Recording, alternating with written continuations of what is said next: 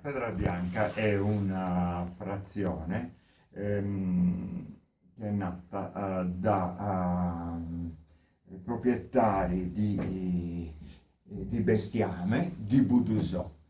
Sono venuti a Pedra Bianca, venivano a Pedra Bianca col bestiame e poi alcuni sono rimasti qui e si sono sposate con gente, con persone della baronia.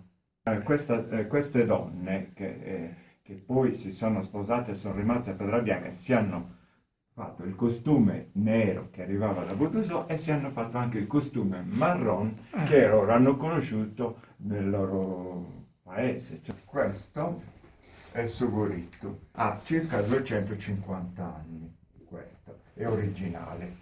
La passamaneria non si trova qui nei negozi di passamaneria perché in quegli anni lì la portava la chiesa, la gente ordinava e la portava alla chiesa, perché si trova solo nei negozi dove vendono arte sacra.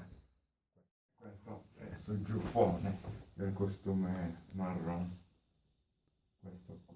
Questo viene indossato con il costume marrone, infatti i colori sono uguali. Invece questo burrito qui che non è finito perché ci va ancora il nastro, questa è una topa per tenerlo a misura, questo va indossato con il costume nero, quello di Budusò. Sì. Allora, per realizzare il giubbone, il panno nero con le modine viene tagliato e poi assemblato. C'è una parte di questo giubbone antico che non giriamo per vederlo, che è plissettata qui davanti, le maniche, che sono due pezzi di stoffa, una che è plissettata e una liscia.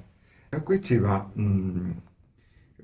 questa in raso sempre nero, sono quadratini e in più c'è questo raso qui che anche lui è plissettato con un cordoncino qui. Dopo fatto questo si applica il velluto, il terziopelo, così che va a tendina.